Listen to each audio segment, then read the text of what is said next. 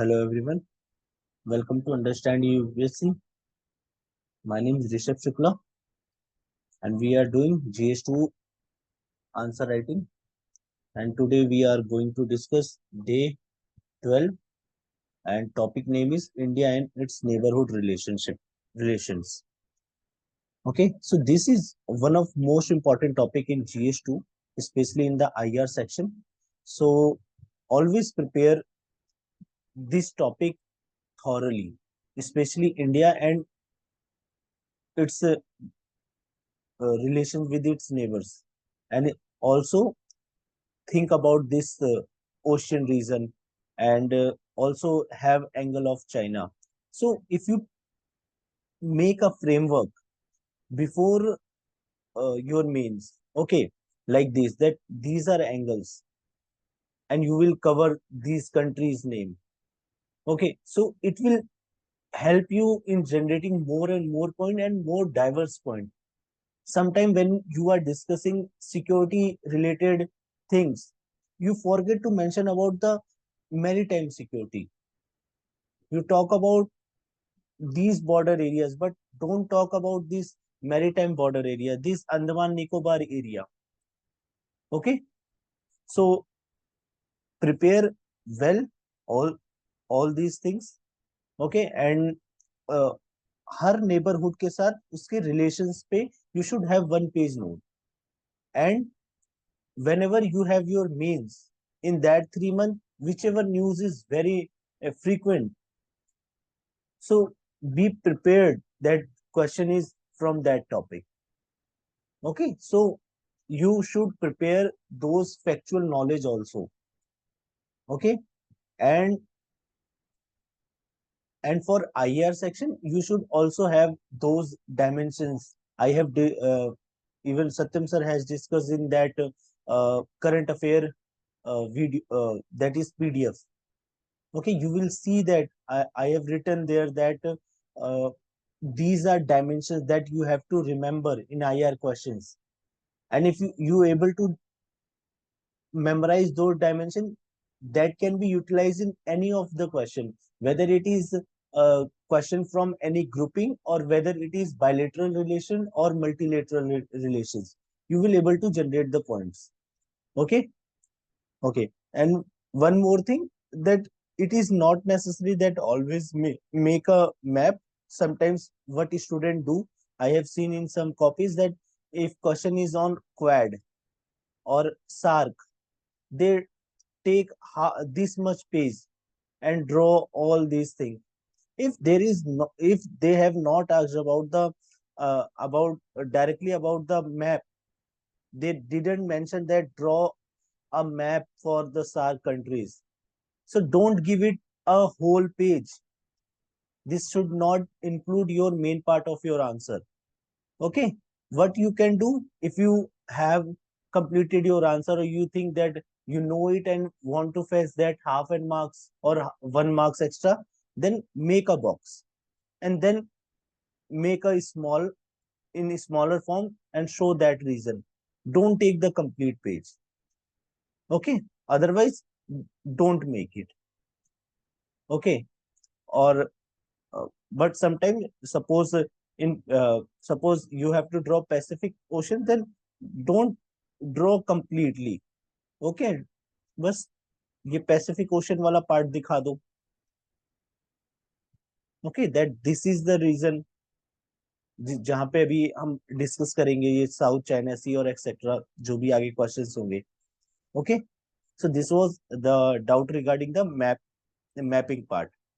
Okay, so let's begin with the with question number 1. Okay, so first question is, with respect to the South China Sea, maritime territorial dispute and rising tension affirm the need for safeguarding the maritime security to ensure freedom of navigation and overflight throughout the region. Okay, in this context, discuss the bilateral issue between the India and China. And I can say it with my experience because earlier also I have seen uh,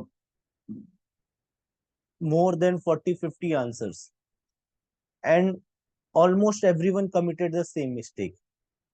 Here the question has said that in this context, इसके context में आपको India and China के बीच में जो bilateral issue है उसको discuss करना है. But most of you people have done it, that you have mentioned about the India China issue and you did not link with it. अगर लिंक नहीं करना, then why the UPSC has given this statement? Because UPSC know that you know the bilateral issues between India and China. So now they have revolved the question by relating to it, that South China Sea के अंदर जो problems हो रही है उसकी वजह से India और चाइना के बीच के इश्यूज बताओ, उस कंटेक्स्ट में बताओ. तो almost they the point you have mentioned in your answer will be similar to me, similar to my answer, but the difference will be that you have not linked your answer with the context of the question, and this is how we miss our demand of questions in general. Okay, so let's come to the basics.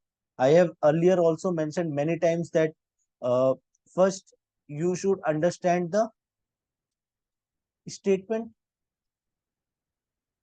because there is no question given, and after that the question is asked. So you know that this is the core of the question, this is the core demand of the question, that you have to mention about the issues between India and China.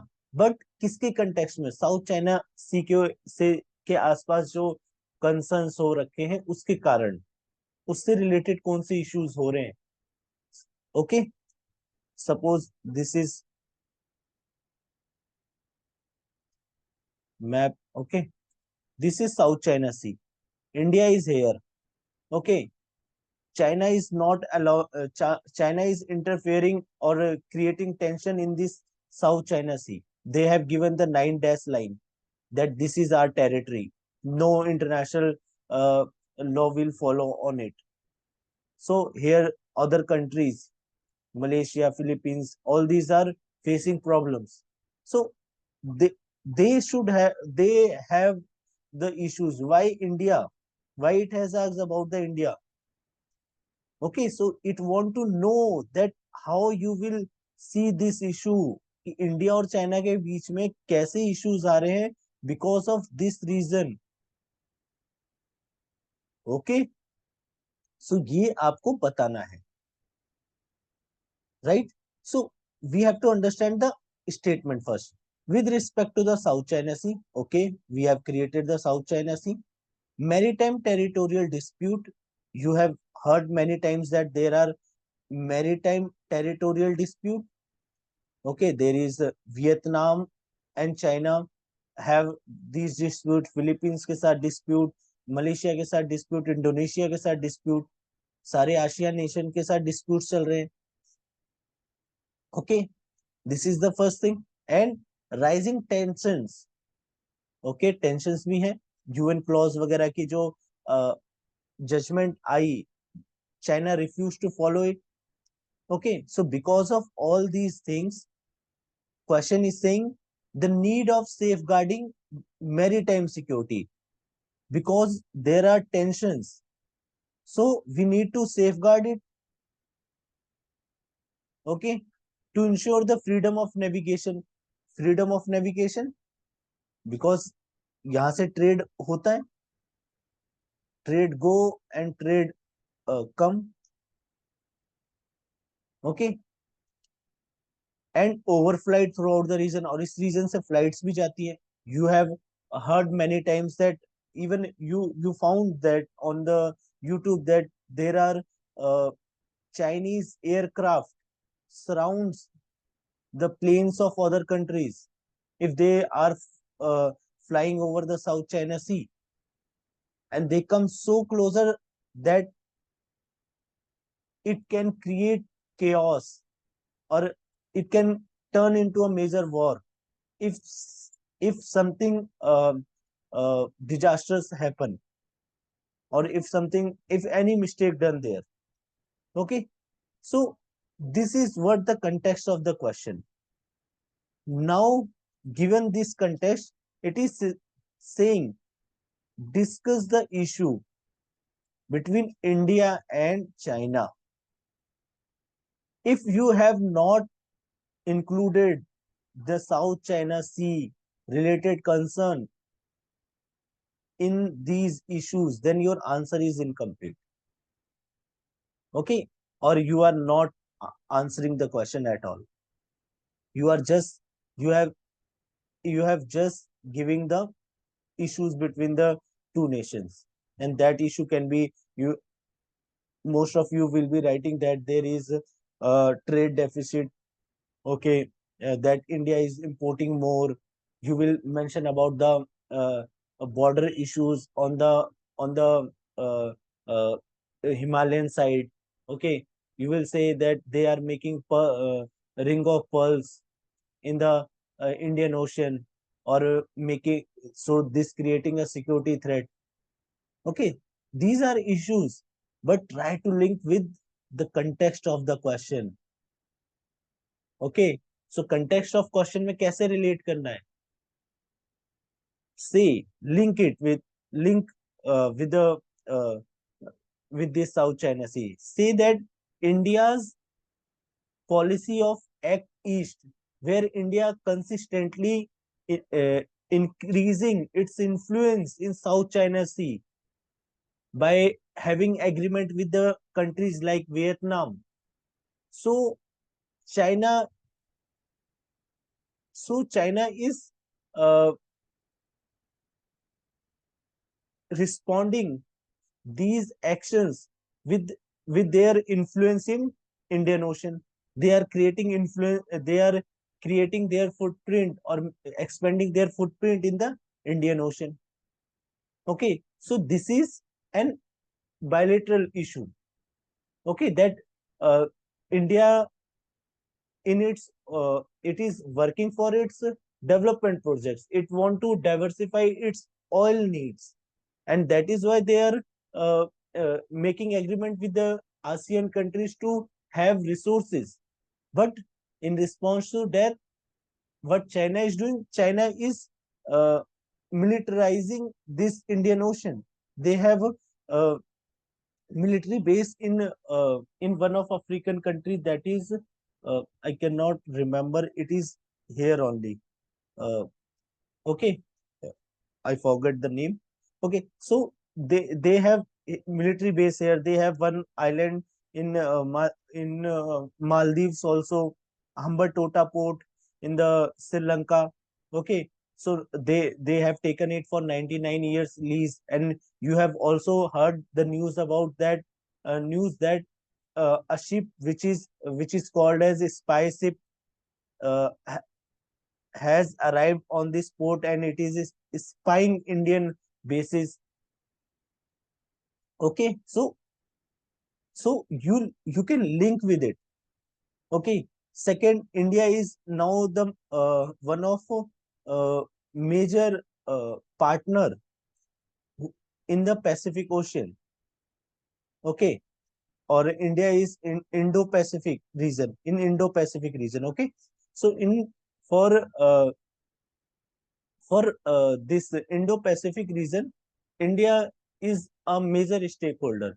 So India का power जो है वो increase हो रहा है, and you have seen that in the US strategy, in Russia, in Australia strategy, India is a key part, even in France strategy.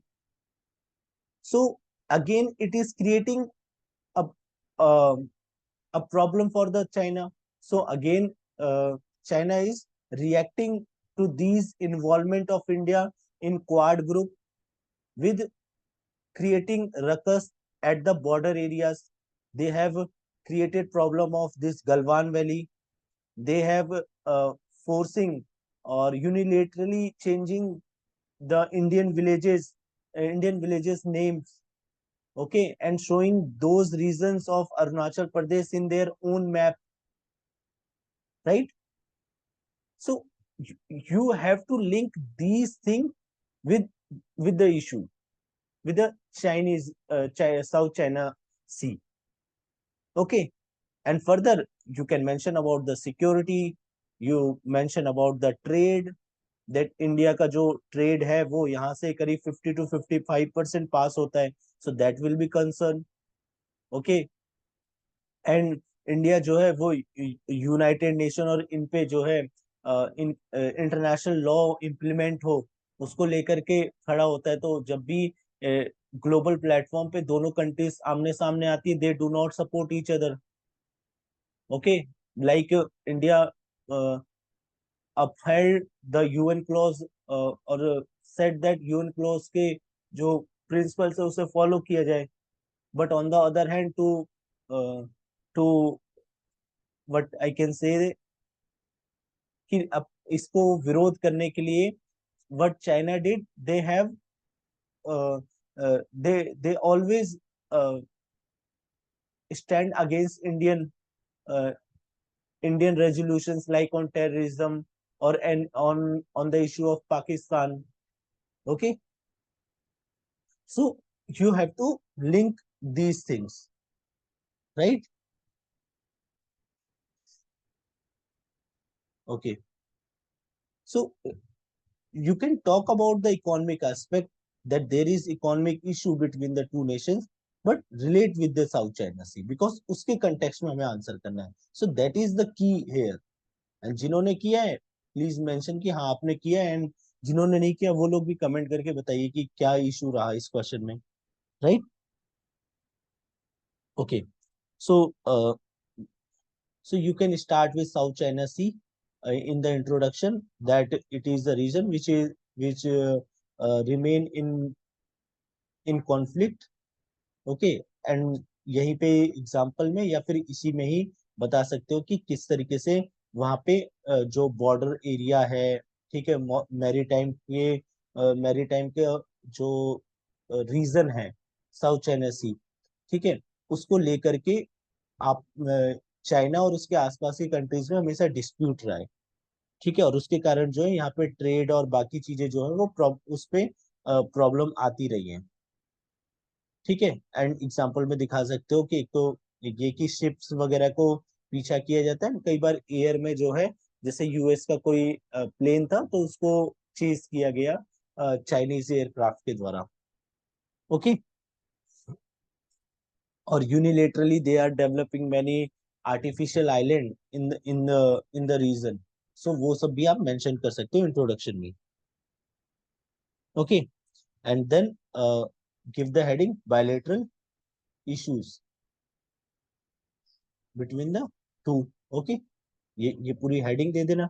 अब देखिए यहाँ पे डिस्कस बोला ना, तो जो इश्यूज है वो तो आप शो करोगे, ये आपने इंट्रोडक्शन दे दिया और इंट्रोडक्शन के बाद में एक एग्जांपल आप दिखा देना कैसे राइजिंग टेंशन है और मैरीटाइम टेरिटोरियल डिस्प्यूट जो है वो दिखा सकते हो फिलीपींस और चाइना का, ठीक है, दो एग्जांपल्स दे करके इंट्रोडक्शन दे करके फिर यहाँ पे आपकी हेडिंग आएगी कि इश्यूज क्या है, तो यहाँ पे 4-5 इश्यूज दे दिए विद एग्जांपल, एंड उसके बाद जब भी इश्यूज आए तो उसमें हमने क्या बोला है कि we have to give the solutions also, कि किस तरीके से इसको रिजॉल्व कर सकते हैं, राइट? तो अभी अगर आप लोगों ने सितंबर जो मंथ की हमने आपको दी है मंथ नोट्स बना करके, वहां पे आप देखना 4R, ओके, 3 C's, ओके, सो इस तरीके के जो कीवर्ड्स है वो दिए गए हैं कि कॉपरेशन होना चाहिए, कोलैबोरेशन होना चाहिए, ठीक है,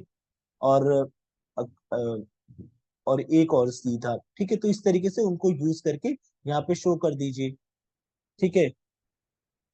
तो और आपने इंडिया चाइना रिलेशंस में और जो कीवर्ड्स पढ़े हैं उनको यहाँ पे मेंशन कर सकते हो, ठीक है, कि दोनों देशों को अपने इश्यूज को जो है बायलेटरल जो टॉक्स होती थी, इनफॉर्मल समिट्स होते थे, उसको रीस्टार्ट करना चाहिए, साथ में जो मल्टीलेटरल ग्रुपिंग्स है वहां पे इश्यूज को डिस्कस करना चाहिए, ठीक है, और इंडिया को अपने चीजों के बारे में बताना चाहिए और अपने कंसर्न्स को भी रेज करना चाहिए।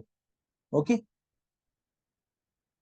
तो ये इस तरीके से आप सॉल्यूशंस दे दोगे। तो अभी मैं ये बॉडी वाले पार्ट्स में कुछ पॉइंट्स बता देता हूँ, सो दैट आप लोगों को आइडिया लग जाए। ठीक है, तो देखो सबसे पहला इशू क्या है कि भाई जो रीजनल इंस्टेबिलिटी है वो देखने को मिलती है। रीजनल इंस्टेबिलिटी बोल सकते हो या फिर सिक्योरिटी कंसर्न्स बोल सकते हो।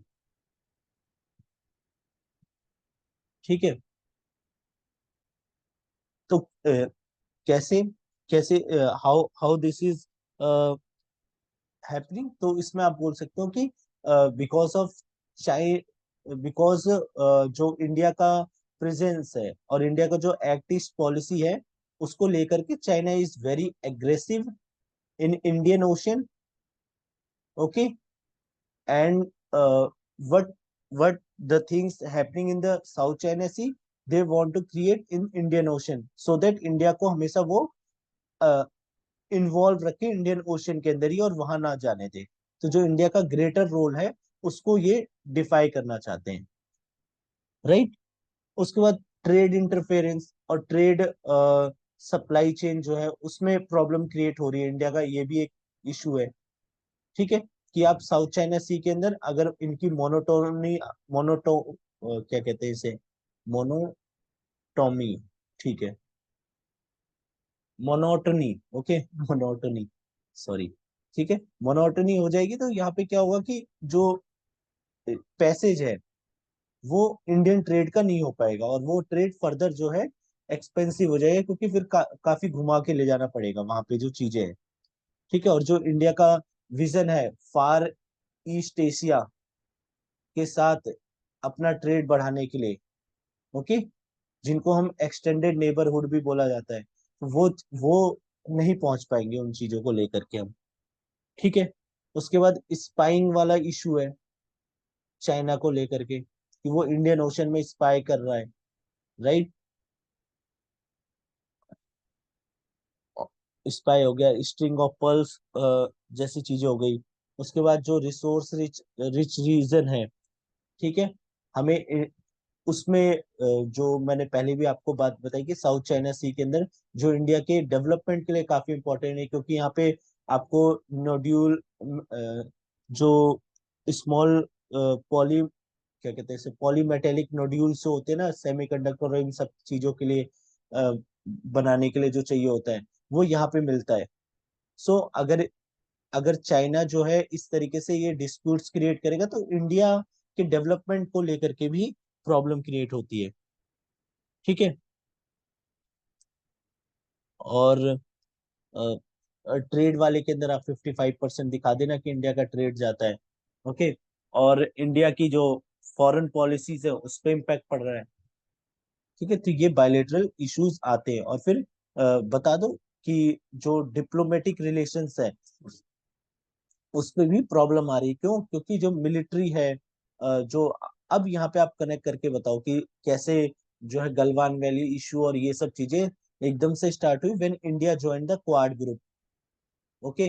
विच whose one of concern was कि किस तरीके से साउथ चाइना सी और जो चाइनीज बहुत ही ज्यादा क्या कहते हैं यूनिलेटरली एक्सपेंशन कर रही है उसको काउंटर करने के लिए। However it is not a military organisation, ये याद रखिएगा। बट हाँ, इसका एक एक तरीके से इस तरीके से देखा जा रहा था कि जो चाइना जो है इंटरनेशनल लॉ और इन सब चीजों को नहीं मान रहा है उसको किस तरीके से एड्रेस किया जाए। तो कहीं ना कहीं आसियान लेड जो डेवलपमेंट होना चाहिए वो कैसे एड्रेस किया जाए साउथ चाइना सी रीजन के अंदर। तो उसपे उस पर जो है चाइनीज का रिस्पॉन्स ये आया कि they have piled up their military forces on our border areas. वो तो this time we have not step back, so उनको भी इस बार फिर पीछे जाना पड़ा। Okay. And then give the solutions. Right. Now I think there will be no issue as such. Okay. और जो भी मैंने यूनिलेटरली क्लेमिंग जो अरुणाचल प्रदेश ये सब चीजें उनके बारे में, ठीक है, इंडिया के जो टेररिस्ट टेररिस्ट रेजोल्यूशंस होते हैं, ठीक है, उनको ब्लॉक करता है यूएनएससी वगैरह के अंदर, कि टॉक अबाउट कि जो ग्लोबल प्लेटफॉर्म है वहां पे प्रॉब्लम क्रिएट कर रहे हैं। ठीक है, ये बायलेटरल इश्यूज है। ओके, तो ऐसी 4-5 पॉइंट्स विद एग्जांपल्स दिखाओगे, it will be very impressive. Okay, ठीक है। Now we come to next question. Terrorist activities and mutual distrust have clouded India-Pakistan relations. Simple statement is given there. Okay, to what extent, okay, the use of soft power like sports and cultural exchanges could help generate goodwill between the two countries? Discuss with the suitable examples. So I have already discussed many times that whenever it is mentioned in the question that discuss with the suitable example, जरूर हर point के बाद example आने चाहिए. You should write it. Without it, you will not get satisfactory marks. Okay.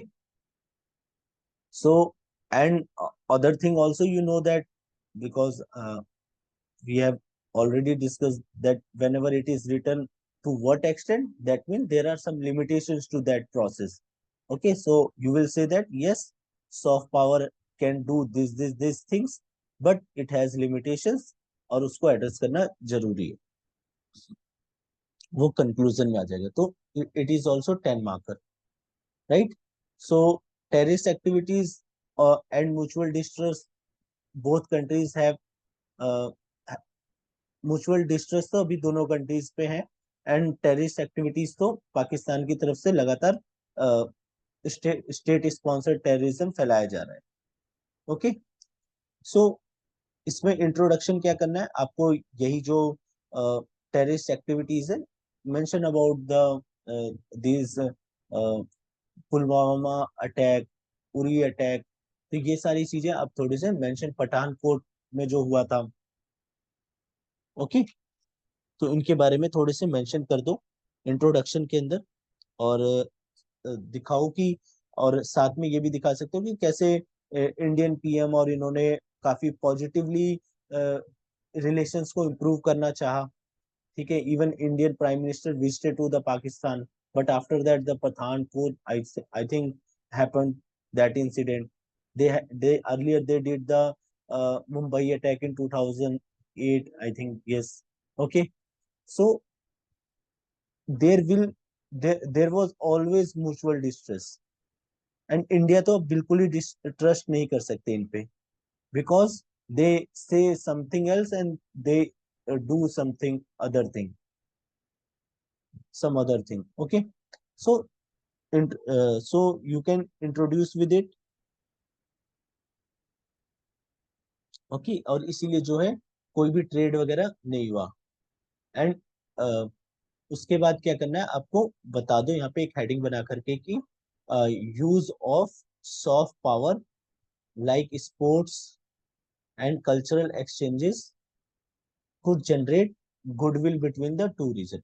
Could generate goodwill, इतना लिख दो, and give 2-3 points with example. 3 point, क्योंकि 2 या 3 एग्जांपल्स भी आ जाएंगे इन्हीं के साथ, तो that will enough. Okay, because you have to create one more heading जहाँ पे आप कहोगे कि नहीं भाई, सॉफ्ट पावर नहीं, और भी चीजें चाहिए होंगी, क्योंकि यहाँ पे नेशनल सिक्योरिटी और क्या कहते हैं, टेररिस्ट जैसे प्रॉब्लम्स है, तो गुडविल के लिए सबसे पहले तो टेररिज्म को, जो स्टेट स्पॉन्सर टेररिज्म है, उसको खत्म करना पड़ेगा. ठीक है, तो सबसे पहले दिखा दो कि भाई पहले भी जब भी दो देशों के बीच में प्रॉब्लम्स आई हैं, डिस्ट्रस्ट बढ़ा है. ठीक है,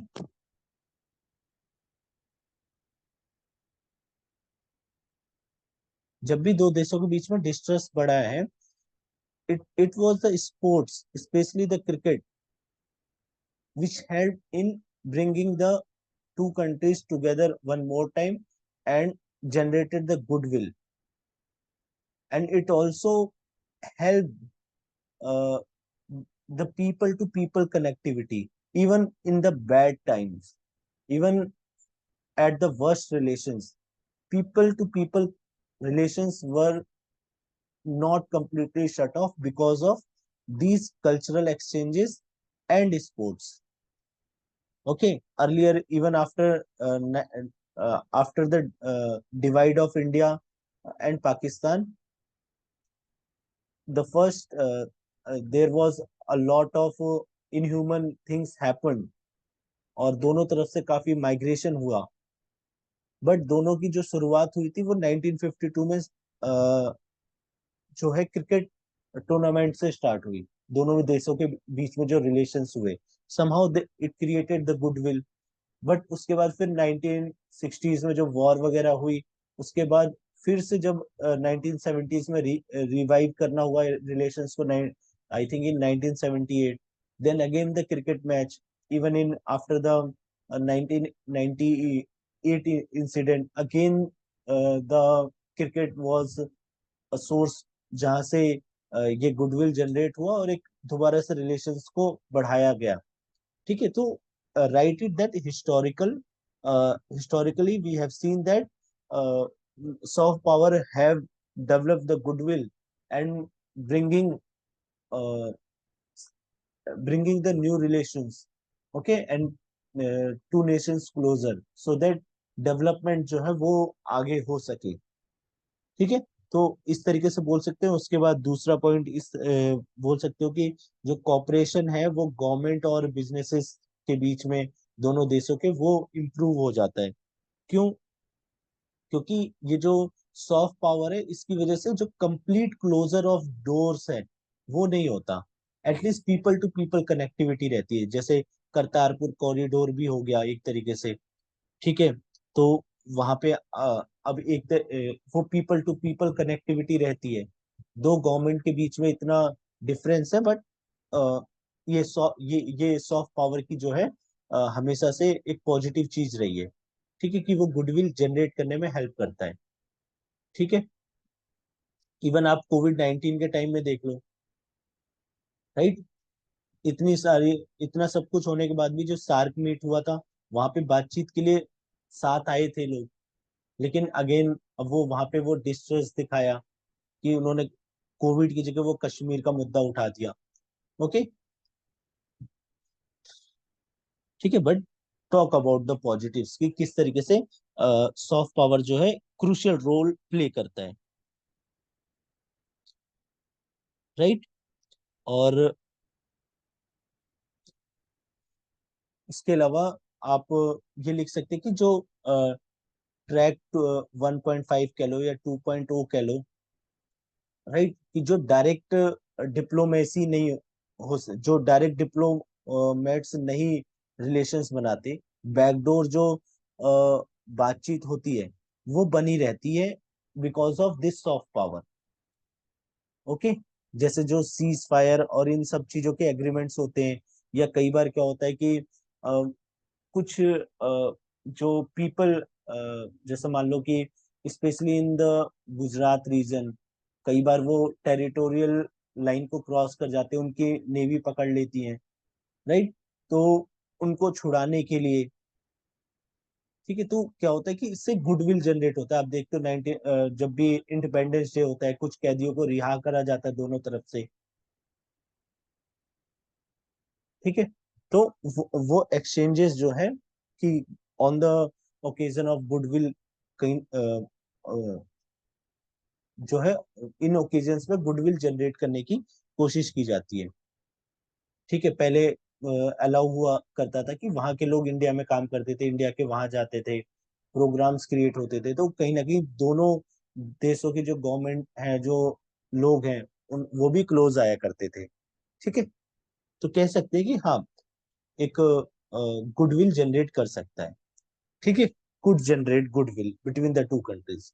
ओके, बट अब स्ट्रांग एकदम हो जाना है कि ठीक है, पहले हुआ है, बट पहले कभी भी इस तरीके से नहीं हुआ कि इतना डिस्ट्रस्ट डेवलप नहीं हो गया.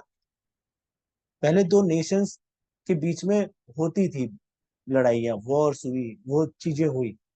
लेकिन अभी क्या है कि अभी टेररिज्म, और वो भी state sponsored, that is directly threat to Indian sovereignty.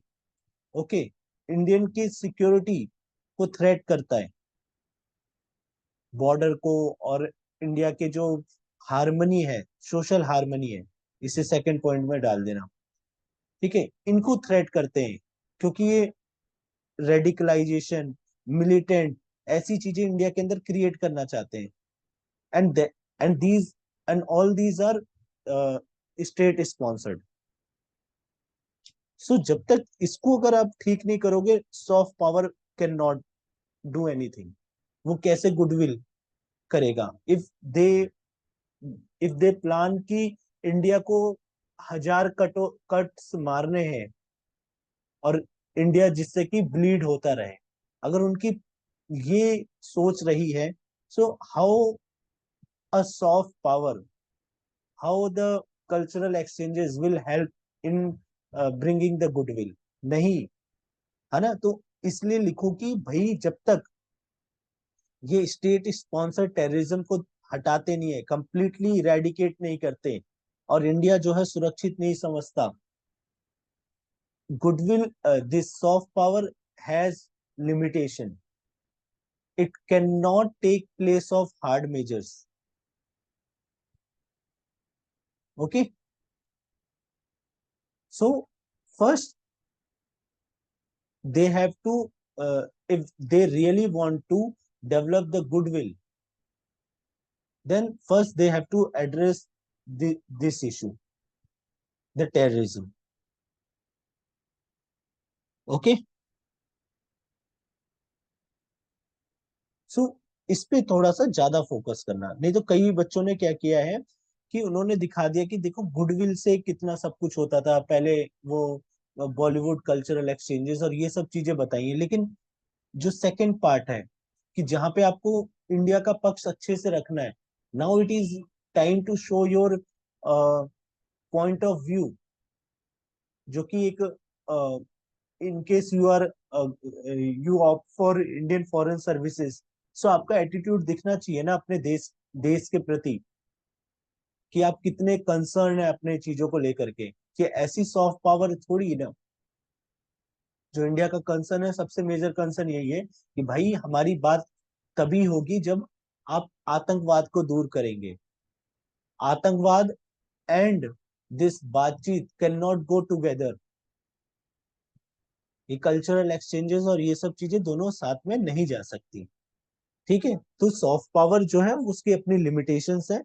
वो तभी काम करती है बेहतर जब जो कोर प्रॉब्लम्स हैं, जहाँ पे गवर्नमेंट को एड्रेस करना पड़ेगा, वो नहीं ठीक होती, तब तक soft power can not do anything.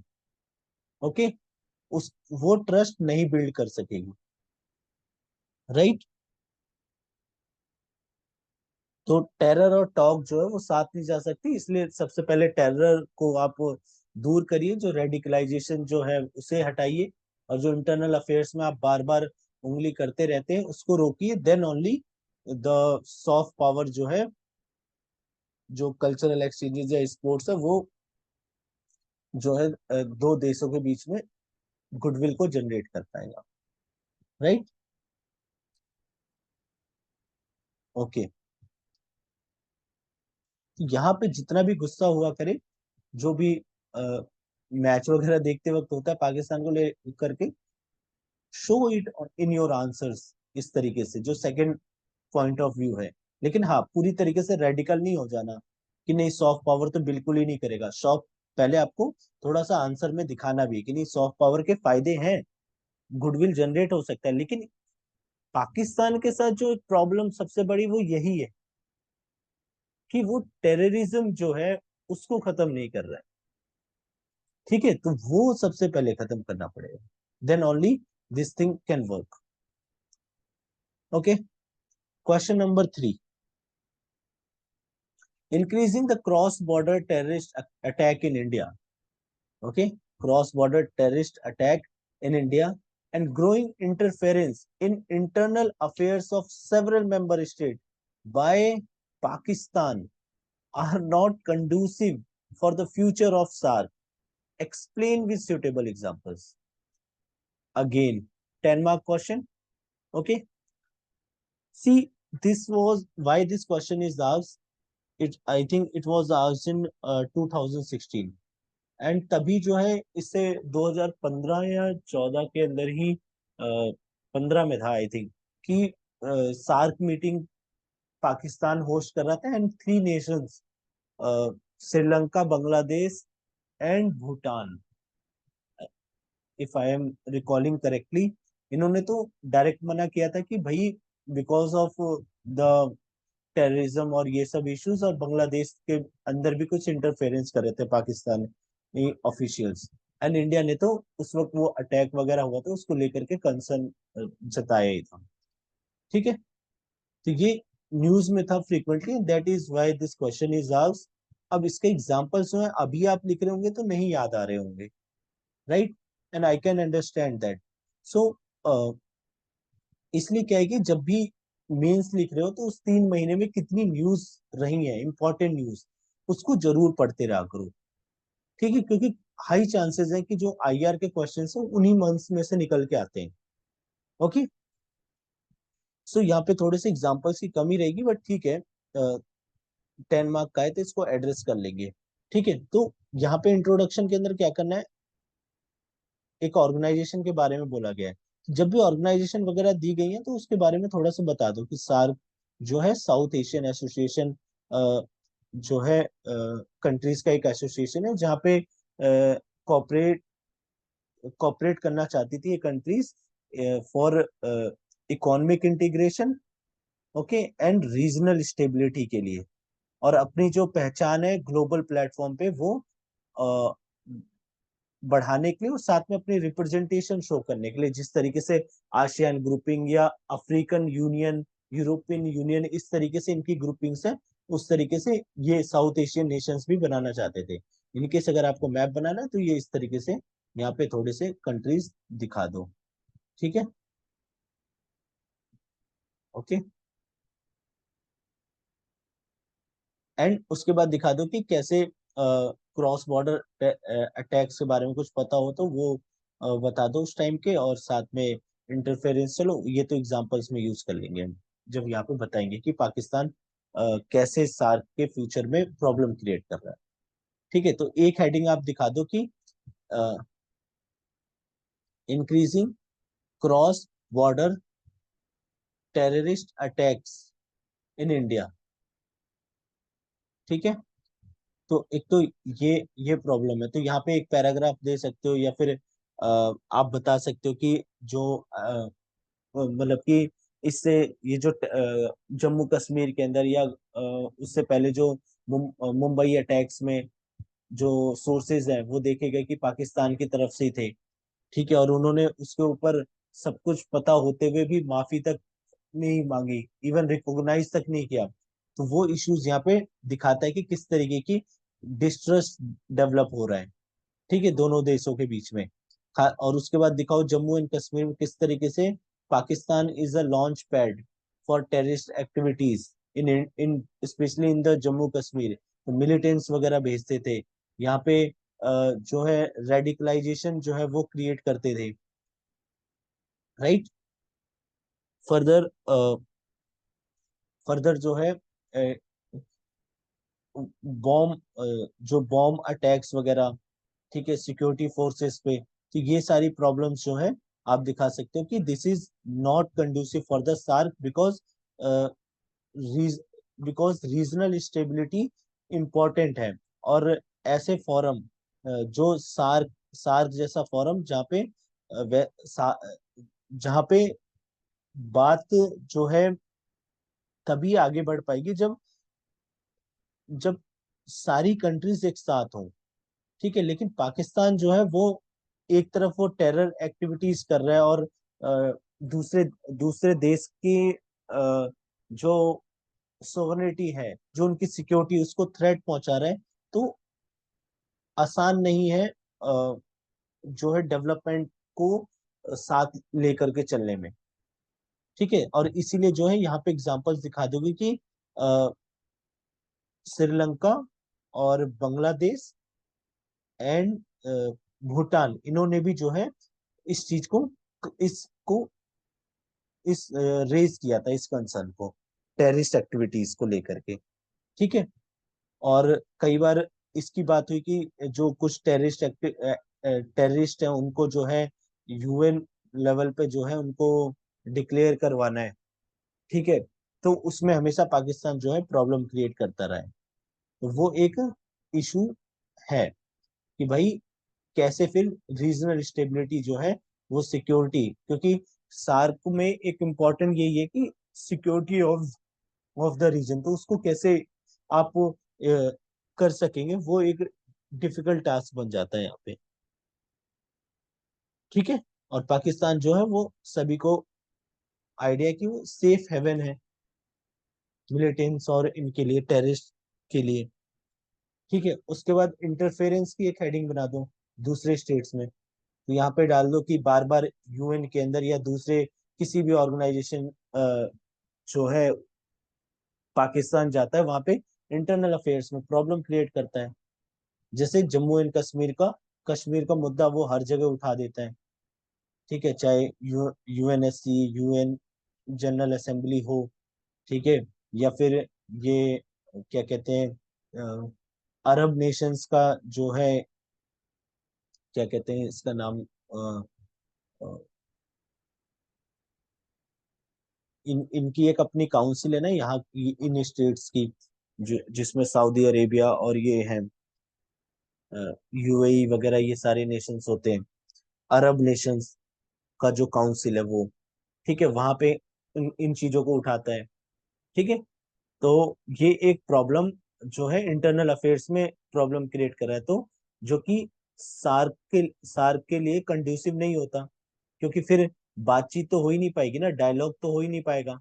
साथ में एक ये भी है, यहाँ पे एग्जांपल दिखा दो कि जो बांग्लादेश है, ठीक है, वो जो है वॉर क्रिमिनल्स थे कुछ 1971 वाले वॉर के अंदर, तो वो उनको हैंग कर रहे थे, तो उसमें भी पाकिस्तान जो है उनके ऑफिशियल जो है अननेसेसरली इंटरफेयर कर रहे थे, तो वहां पे भी बांग्लादेश ने इस चीज को, इस मुद्दे को उठाया। ठीक है, सिमिलरली इन्होंने अफगानिस्तान के अंदर जो डेमोक्रेटिक इलेक्टेड गवर्नमेंट है उसको डिस्टेबलाइज करने के लिए, उसमें प्रॉब्लम क्रिएट करने के लिए, इन्होंने जो है एक तरीके से हेवन बने हैं टेररिस्ट के लिए। जो मिलिटेंट्स थे उनके खिलाफ जब भी उनकी आर्मीज एक्शन लेने जाती थी, तो ये पाकिस्तानी जो सोल्जर्स वगैरह हैं ये सपोर्ट करते थे। ठीक है, तो ये भी एक जो है इंटरनल अफेयर में प्रॉब्लम क्रिएट करना हुआ। ओके, और कोई भी जो डेवलपमेंट प्रोजेक्ट और ये सब चीजें होती थी उसमें ये प्रॉब्लम क्रिएट करता है पाकिस्तान। ठीक है, उनको किसी चीज से मतलब नहीं होती है कि डेवलपमेंट हो या ना हो, उनको ऑब्सेशन है इंडिया को लेकर के कि इंडिया कैसे लीड कर सकता है हर चीज को। So they always act as a barrier to that development project, चाहे वो कोई स्पेस प्रोग्राम हो, कोई रोड प्रोग्राम हो, ठीक है, किसी भी तरीके के प्रोजेक्ट्स हो, उनको उसमें एक प्रॉब्लम क्रिएट करता है। राइट।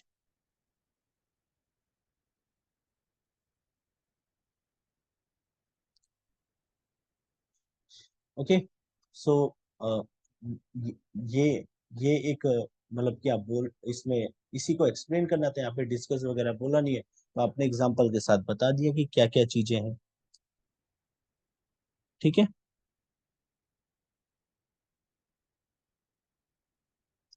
और इसीलिए जो है फिर दिखा दो कि इंडिया ने फिर सही किया इनके साथ, आइसोलेट किया डिप्लोमेटिकली। ठीक है, और अपना बिम्स्टेक वगैरह एक मिनी जो है सार्क बनाने की कोशिश करी है। लेकिन वही है कि हमें सार्क को जो है रिवाइव करने की नीड है, और इसके लिए थोड़े से वही है कि एफर्ट्स जरूरी हैं, क्योंकि इससे जो दूसरी नेबरिंग नेशन से जो दूसरे मेंबर्स हैं इंडिया और पाकिस्तान के बीच की जो प्रॉब्लम है उसकी वजह से उनको प्रॉब्लम आ रही है। इनके डेवलपमेंट पे इफेक्ट आ रहा है। ठीक है।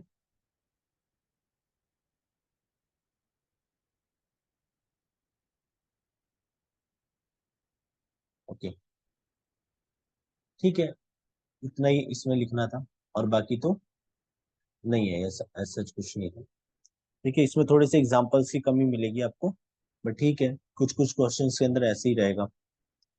Okay, so question number 4, China is using its economic relations and positive trade surplus as a tool to develop potentially military power status in Asia. In the light of this statement, discuss its impact on India as a neighbor. Okay, इस impact को दिखाना है। ठीक है, तो impact on India, और introduction वही statement से बना लो कि चाइना का इकोनॉमिक रिलेशंस दिखाओ किस तरीके से बढ़ रहा है वर्ल्ड लेवल पे। ठीक है, इनकी जीडीपी कितनी तेजी से बढ़ रही है, दुनिया की सेकंड लार्जेस्ट बन गए हैं। ठीक है, ट्रेड सरप्लस है लगभग सभी कंट्रीज के साथ, राइट। सो यहाँ पे लिखो कि तो इससे क्या है कि इनकी जो मिलिट्री पावर स्टेटस है वो इंक्रीज हो रही है। चाहे वो इनके क्या कहते हैं, रिंग ऑफ पर्ल्स देख लो, जहाँ पे वो अपने कुछ कुछ सेंटर्स में वो अपने डिफेंस पोर्ट्स बना रहे हैं। ठीक है, अपनी शिप्स वगैरह हैं उनको रुकवा रहे हैं, मतलब स्टैंड इन करवा रहे हैं, जैसे कि हम्बरटोटा पोर्ट पे, राइट। तो इस तरीके से थोड़ा सा पहले स्टेटमेंट को भली दो पैराग्राफ में, एक पैराग्राफ दो तीन लाइनों का, दो तीन लाइनों का नेक्स्ट पैराग्राफ, दो पैराग्राफ के अंदर ये पहली लाइन एड्रेस कर दो। ठीक है, फिर डिस्कस करना है इम्पैक्ट क्या क्या पड़ रहा है इंडिया के ऊपर। ठीक है, और अ, हम्म, ठीक है, तो सबसे पहले सिक्योरिटी कंसर्न इंडिया के लिए। ठीक है, सिक्योरिटी कंसर्न है इंडिया इंडिया के ऊपर। क्यों? क्योंकि इनका जो फुटप्रिंट है वो बढ़ता जा रहा है, चाहे वो इंडियन ओशियन को लेकर के हो। अब यहाँ पे एग्जांपल्स देने बहुत इंपॉर्टेंट है। ठीक है, तो यहाँ पे वो एग्जांपल्स दिखाते जाओ हम्बन टोटा पोर्ट के अंदर। ठीक है, और एक जो मैं आपको यहाँ वाली कंट्री बता रहा था उसका नाम भूल रहा हूँ मैं। ठीक है, छोटी सी कंट्री है बहुत,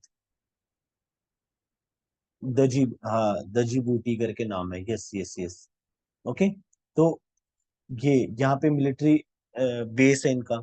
तो अगेन ये पूरा इंडियन ओशन, उसके बाद ग्वादर पोर्ट है यहाँ पे। ठीक है, तो this is a security concern for India. और यहाँ पे लिखो कि ये अपने इकोनॉमिक रिलेशंस की वजह से, क्योंकि श्रीलंका को इतना लोन दे दिया इन्होंने कि वो डेब्ट ट्रैप पॉलिसी के अंदर फंस गए। ठीक है, उसके बाद एक और, चाइना पाकिस्तान इकोनॉमिक कॉरिडोर। चलो वो हम सेकंड पॉइंट में डाल देंगे, सोवरेनिटी इशू। ठीक है, सोवरेनिटी का क्यों? क्योंकि China Pakistan economic corridor PoK से जा रहा है। ठीक है, that is threat to Indian sovereignty. तो अगेन एक इम्पैक्ट पड़ रहा है। ठीक है, उसके बाद जो इंडिया एक साउथ साउथर्न हेमिस्फेयर, और जो ये इंडियन ओशियन वाले जो कंट्रीज हैं, इनका एक रिप्रेजेंटेटिव बन के उभर रहा है। तो उसको, उसमें एक लीडरशिप के लिए जो लीडरशिप का रोल है, उसमें जो है चाइना जो है रिस्ट्रिक्ट कर रहा है, एज अ बैरियर बन रहा है। क्यों? क्योंकि वो भी अपना इन्फ्लुएंस यहाँ पे बढ़ाए जा रहा है। तो जैसे सागर इनिशिएटिव जैसी चीजें हैं, उसमें इंडिया को चैलेंज कर रहा है चाइना। ठीक है, तो जो पॉलिटिकल लीडरशिप है वो इंडिया की मतलब कि चैलेंज होती हुई दिख रही है। ठीक है, जो यहाँ पे सिर्फ इंडियन ओशियन के अंदर इंडिया एक मेजर कंट्री थी, वो अब थोड़ा चाइनीज इन्फ्लुएंस उस पे आ रहा है। ठीक है, इंडिया की जो फॉरेन पॉलिसीज है उस पे इम्पैक्ट पड़ रहा है। ठीक है, कैसे? कि इंडिया कि इंडिया की जो एक्ट ईस्ट पॉलिसी है, ठीक है, लुक वेस्ट पॉलिसी है, राइट, या फिर एक्सटेंडेड नेबरहुड पॉलिसी है, ठीक है, जो सेंट्रल एशिया वगैरह को लेकर के है। तो वहां पे क्या करती है कि चाइना जो है इतना सारा लोन दे रही है, इतना सब कुछ इकोनॉमिकली बर्डन क्रिएट कर दे रही है कि इंडिया जो है बहुत ही कम दिखता है, मतलब इंडिया के एफर्ट्स जो है वो बिल्कुल फेड अवे हो जाते हैं, ठीक है। Similarly in eastern African Nations, ठीक है, तो ये एग्जांपल्स आप उठा करके दिखा सकते हो। ओके, उसके बाद इकोनॉमिक टाइज वगैरह, जो इकोनॉमिक ट्रेड वगैरह है, वो इंडिया का जो है वो ड्वार्फ हो जाता है by the Chinese numbers. Okay, क्योंकि चाइना जो है टेक्नोलॉजी में और टेक्नोलॉजी में एंड फाइनेंस के अंदर काफी स्ट्रांग है, राइट। और इनकी कहीं ना कहीं चाइनीज का जो है अब सॉफ्ट पावर वगैरह भी वर्ल्ड में काफी इंप्रूव हो रहा है, इंक्रीज हो रहा है, ठीक है। तो इसलिए ये इन्फ्लुएंस कर पा रहे हैं, और India India as a neighbour जो है उसको प्रॉब्लम हो रही है, ठीक है। इसके बाद आप वहां पे नेपाल का थोड़ा दिखा सकते हो, नेपाल के अंदर ये बॉर्डर पे बना रहे हैं रोड वगैरह, ठीक है। भूटान को लेकर के दिखा सकते हो, म्यांमार का दिखा सकते हो, वहां पे इनका इन्फ्लुएंस ज्यादा है, जिससे कि हमारे यहाँ रेडिकलाइजेशन और जो बॉर्डर इश्यूज हैं, मनी लॉन्ड्रिंग एक्सेट्रा, ये प्रॉब्लम्स है वो उससे टेंशन्स बढ़ रही हैं, ठीक है। क्योंकि ये लोग जो है किस क्योंकि इनकी पावर इनकी पावर बढ़ रही है, तो ये गवर्नमेंट को इन्फ्लुएंस कर देते हैं, ठीक है। जैसे म्यांमार के अंदर ये मिलिट्री वालों को सपोर्ट करते हैं, ठीक है। नेपाल के अंदर जो अभी है कम्युनिस्ट वाले उनको सपोर्ट करते हैं, तो उसकी वजह से इंडिया के स्टैंड पे जो है वो प्रॉब्लम क्रिएट होती है, राइट। और फिर यहाँ पे बता दो सॉल्यूशन में, क्योंकि प्रॉब्लम इम्पैक्ट्स दिखाए हैं, तो यहाँ पे दिखाओ कि अभी और क्या क्या किया जा सकता, मतलब कि इंडिया क्या क्या किया कर सकती है। तो इंडिया वही है कि जो अपने नेबर्स हैं, ठीक है, उनको चाइनीज लेंस से ना देखें, क्योंकि चाइना हमारे नेबर्स को जो है इंडियन लेंस से देखता है कि हम ये करेंगे तो इससे इंडिया के ऊपर ये दबाव कर सकते हैं। लेकिन इंडिया को ऐसा नहीं करना चाहिए, इंडिया को चाइनीज लेंस से नहीं देखना चाहिए, इंडिया को उनसे इंडिपेंडेंट रिलेशंस रखने चाहिए, ठीक है, जिससे कि लॉन्ग टर्म जो है हमारी सस्टेनेबिलिटी बनी रहे, ठीक है। और जो टेक्नोलॉजी है, जो फंडिंग है, उस पे तो हम अभी चाइना को नहीं कॉम्पीट कर सकते, लेकिन अपनी जो हमारी सॉफ्ट पावर है, जो ह्यूमैनिटेरियन, जो हमारे रिलेशंस हैं, जो ह्यूमैनिटेरियन एड है, फर्स्ट रिस्पॉन्डर होते हैं हम, चाहे वो कोविड का टाइम हो या फ्लड वगैरह, अर्थक्वेक वगैरह, कोई भी इशू आता है, we are the first responder, and we see world as a Vasudhaiva Kutumbakam. और इवन G20 के अंदर भी हमने अपने नेबर्स को इंक्लूड करने की कोशिश करी, उनके प्रॉब्लम्स को एड्रेस करने की कोशिश करी है, साउथ साउथ कोऑपरेशन की बात करी है, ठीक है। तो ये कुछ चीजें हैं जिससे कि हम चाइना जो इम्पैक्ट हम पे पड़ रहा है उसको हम रिसॉल्व कर पाए, ठीक है, और उसको काउंटर कर पाए, ठीक है।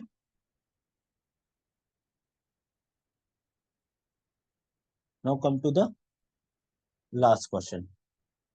India is an as old friend of Sri Lanka. Okay, ये मान लो किसी ने बोला है, discuss India's role in recent crisis in Sri Lanka in the light of preceding statement. 10 mark का क्वेश्चन है, ठीक है। तो यहाँ पे बता दो इंडिया कैसे ओल्ड एज फ्रेंड है श्रीलंका का। बता दो कि भाई फ्रॉम द रामायण टाइम, चलो पहले तो लड़ाई वड़ाई रही थी, लेकिन जब विभीषण जी आ गए थे उसके बाद तो रिलेशंस रहे ही एक तरीके से, ठीक है, कि हमारे माइथोलॉजिकल के अंदर रिलेशंस देखने को मिलते हैं। उसके साथ उसके बाद में बुद्धिज्म रिलीजन, और आगे चल करके जो चोला अंपायर और ये लोग थे, वहां से रिलेशंस रहा है हमेशा, ठीक है। और इवन आज भी देखने को मिलते हैं कि मतलब जो तमिल्स वगैरह है वहाँ फैमिलीज वगैरह हैं, ठीक है। तो बहुत ओल्ड एज जो है वो फ्रेंड है दोनों देश। ठीक है, अब इंडिया का रोल, और फिर यहाँ पे दिखा दो कि रिसेंट क्राइसिस क्या हुआ था। ठीक है, एक पैराग्राफ ये हो गया, सेकंड पैराग्राफ में रिसेंट क्राइसिस दिखा देना कि वहां पे agricultural crisis, political crisis, economic crisis, ये सब कुछ आ गया था जिसकी वजह से काफी केओस और ये सब प्रॉब्लम क्रिएट हो गई। ठीक है, ये तो आप लोगों ने पढ़ा ही था, काफी फ्रिक्वेंटली न्यूज में था। यहाँ पे ऑर्गेनिक फार्मिंग, और वहाँ पे जो डायनेस्टिक पॉलिटिक्स थी कि मतलब एक ही डायनेस्टी के सभी प्रेसिडेंट, प्राइम मिनिस्टर सभी बन रहे थे, तो वो इश्यूज थे। ठीक है, तो उसकी वजह से काफी प्रॉब्लम आ गई श्रीलंका के अंदर हर तरफ से। ठीक है, तो इंडिया का रोल दिखा दो। ठीक है, इंडिया ने जो है इकोनॉमिकली काफी हेल्प करी, चाहे वो एड देना हो या फिर लाइन ऑफ क्रेडिट देना हो। ठीक है, इंडिया ने काफी अभी नंबर्स तो शायद ठीक से याद नहीं है मुझे, 400 के आस 400 मिलियन डॉलर के आसपास दिया था। नहीं, अभी नंबर्स ठीक से नहीं क्लियर है। ठीक है, तो नंबर से एक बार आप देख लेना इसमें। ठीक है, और इंडिया इकोनॉमी इकोनॉमी के अंदर हमने क्या किया कि जो इनको एग्रीकल्चरल सपोर्ट चाहिए था, ठीक है, जो इंसेंटिव्स, जो एड वगैरह चाहिए था वो प्रोवाइड किया। ये लोग फ्यूल क्राइसिस में थे, तो फ्यूल क्राइसिस को एड्रेस करने के लिए इंडिया ने इनको फर्दर एड दिए। ठीक है, लोन्स, लाइन ऑफ क्रेडिट दिए। ठीक है, उसके बाद ये करेंसी स्वैप चाहते थे 400 मिलियन डॉलर का।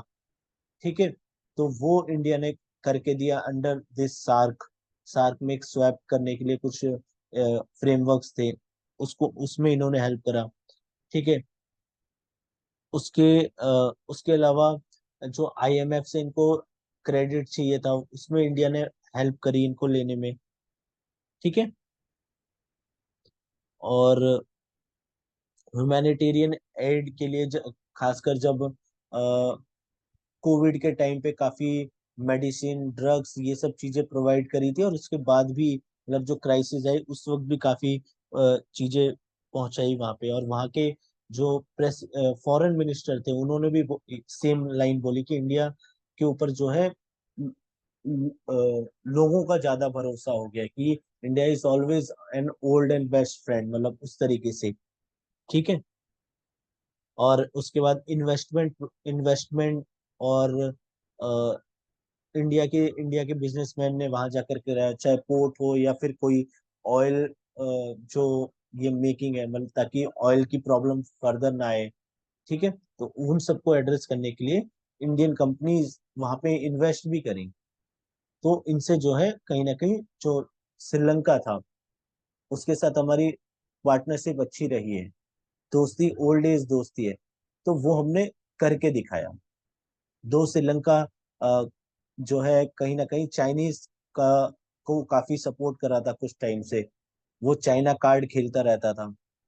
ठीक है, क्यों, उन हम्बर टोटा पोर्ट और ये सब चीजें इंडिया बार बार कंसर्न रेज करता था, but they did not respond. So वो, तो लेकिन अभी समझ में आ गया कि भाई इंडिया ही फ्रेंड है और फर्स्ट रिस्पॉन्डर रहता है हमेशा। ठीक है, तो वो, तो यहाँ पे ये वही चीज आपको यहाँ पे एड्रेस करनी थी। ठीक है, इंडिया के रोल को, जो इनके पास क्राइसिस आया था 10 मार्क का है, और काफी न्यूज में भी था, तो वो सारे आप यहाँ पे मेंशन कर सकते थे। ठीक है, आई होप आप लोगों को चीजें समझ आई होंगी। Thank you everyone, thank you for watching it, and जय हिंद।